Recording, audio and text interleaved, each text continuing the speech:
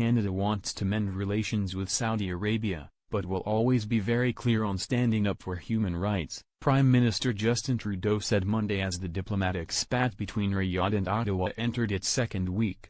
The dispute is already having an effect at Canadian hospitals, where Saudi medical graduates in training have begun to withdraw from clinical duties ahead of an August 31 deadline to leave the country. It's having a destabilizing effect on parts of the healthcare system, Richard McLean, Vice President of Medical Affairs and Quality at Hamilton Health Sciences Centre, told the Globe and Mail. Since August 5, Riyadh has taken steps to cancel scholarships for nearly 15,000 Saudi students in Canada, blocked new trade deals with Canada, barred the import of Canadian wheat and expelled the Canadian ambassador. One thing the dispute won't affect is Saudi oil sales to Canadian customers, Saudi Energy Minister Khalid Al-Falih says.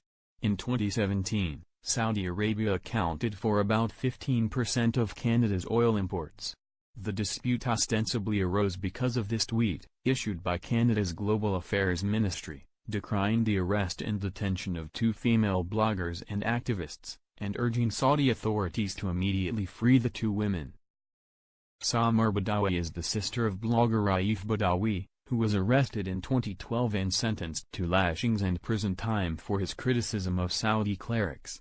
While Mr. Badawi is not a Canadian citizen, his wife, Insaf Haider, recently became one.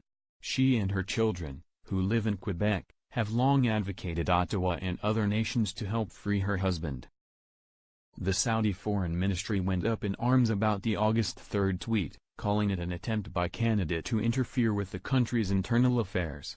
Saudi Arabia announced it was suspending future trade with Canada and severing diplomatic ties by expelling Canada's ambassador and recalling their own ambassador to the country. Riyadh also vowed to withdraw all Saudi students it has been sponsoring at Canadian universities, colleges and other schools, which could number as high as 15,000, according to one Saudi government source who spoke with the Globe and Mail. Some analysts perceive Saudi Arabia's move as both a power play for the kingdom's young leader and a demonstration put on for the benefit of countries with stronger ties to them than Canada. Crown Prince Mohammed bin Salman recently went on a global tour touting proposed economic reforms and promoting his vision for the kingdom as the next Europe. Despite those ideals, however, the country has continued to take aggressive actions against some neighbors, and concerns about domestic human rights practices persist. Arms dealing: the decision to freeze new trade agreements could threaten Canada's $15 billion arms deal that includes providing armored vehicles to the kingdom, but Ms. Freeland said it was premature to comment on its status. Business. Oil, which accounts for the lion's share of Canada's trade with Saudi Arabia, is not affected by the trade spat, Riyadh says. But the overall impact of other kinds of business is still unclear. Tourism. Travel to the country will also be affected in light of an announcement from Saudi Arabian Airlines on Tuesday that it will suspend flights to and from Canada starting August 13. The state airline operates at least 2 routes flying from Toronto. What has the response been so far, at home and abroad? Canada. The Trudeau government has said it's alarmed by the move out of Saudi Arabia, but has not walked back the comments that apparently prompted the row in the first place. Mr. Trudeau has offered no apology when asked about the issue, and Ms. Freeland doubled down by saying Canadians expect their government's foreign policy to be guided by their values. United States. Both Canada and Saudi Arabia are close partners of the U.S., the Trump administration announced on August 7, and asked the Saudi government for more information of the detention of several activists. The U.S. also said it continued to encourage the Saudi government to ensure all are afforded due process. Europe. The European Commission said it's seeking clarification about the arrest of activists in Saudi Arabia. On the diplomatic dispute, Commission spokeswoman Majika Sayansik said we don't comment on bilateral relations. Middle East. Saudi neighbors Bahrain, Jordan and the United Arab Emirates have voiced solidarity with Riyadh, according to media reports. Human rights groups. Amnesty International is urging the global community to form a united front with Canada. Saudi Arabia's action shows the real colors of the regime, and the international community should toughen its tone against the Saudi government, says Genevieve Paul, director of Amnesty's Francophone branch.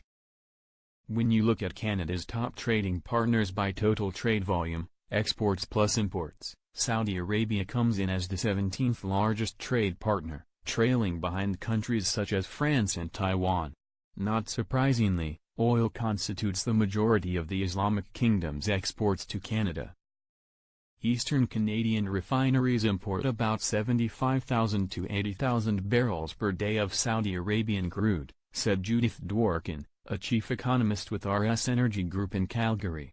That's less than 10% of total imports and amounts to a drop in the bucket compared with the United States, which accounts for 2/3 of imports and could easily cover Saudi's share thanks to growing domestic production. Saudi Arabia's main state wheat buying agency has told grains exporters it will no longer buy Canadian wheat and barley in its international tenders.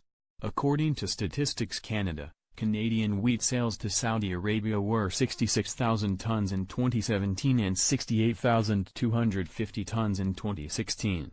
No sales were made in the first 5 months of 2018.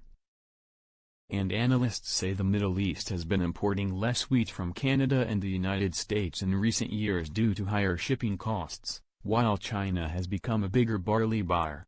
There will be plenty of opportunities for Canada to sell barley and wheat elsewhere, said Chuck Penner, analyst with Left Field Commodity Research, based in Winnipeg. On August 8, the Financial Times reported that Saudi Central Bank and state pension funds have instructed their overseas asset managers to dispose of their Canadian equities, bonds and cash holdings no matter the cost. Citing sources, the newspaper said the holdings are nevertheless fairly small in absolute terms. The displaced Canadian ambassador to Saudi Arabia, Dennis Horrock, who was given 24 hours to leave the country, has a lengthy diplomatic career. Prior to his appointment to Riyadh in 2015, Mr. Horrock's government biography states he was head of mission in Iran for the then Foreign Affairs Ministry. He also spent a 3-year stint as director of its Middle East Relations Division from 2012 to 2015. Ms. Freeland declined to comment on Mr. Horrock's exact location and would only say he was doing fine. Ms. Freeland emphasized on Monday that Canada retains a diplomatic presence in Riyadh. "I want to assure Canadians our embassy is still in place in Saudi Arabia," she said. Yes. In 2015, Riyadh recalled its ambassador to Sweden and stopped issuing work visas for Swedes after the EU member country's foreign minister described a court decision related to Raif Badawi as medieval and the kingdom's ruling Al Saud family as presiding over a dictatorship. Last year, the kingdom also recalled its ambassador to Germany following a testy exchange with that country's then foreign affairs minister over Saudi Arabia's military presence in Yemen. In 2014, the Harper government struck a $15 billion deal to sell military vehicles to Saudi Arabia. The future of this deal, which critics have already expressed concern over, is now in doubt. Peter Sutherland, a former Canadian ambassador to Saudi Arabia, and a board member of the Canada Arab Business Council, said it's possible Riyadh could axe this agreement. In the past, Canada has sold the Saudis military equipment for defense against possible attacks by either Islamic State or Riyadh's Shia Muslim rival, Iran. But Saudi Arabia has long faced criticism from governments and human rights activists for crackdowns on dissidents and the country's Shia Muslim minority. That criticism was still simmering when the Trudeau government took office in 2015, but under then Foreign Affairs Minister Stéphane Dion, Ottawa began approving export permits for the vehicles anyway. The government also faced mounting criticism as evidence emerged that Canadian-made vehicles were being used in the Saudi proxy war in neighboring Yemen, and even against Saudi citizens within Saudi Arabia. General Dynamics Land Systems Canada won a 15-year contract to make weaponized military vehicles for Saudi Arabia, and they employ about 3,000 people in Canada, mostly in London, Ontario, where the General Dynamics plant is located. The light armored vehicles, or LAVs, will be equipped with machine guns, medium or high-caliber weapons or even big barrel guns that can fire 105mm shells or anti-tank missiles. From the comments, is it ethical to trade with countries that do not share our values?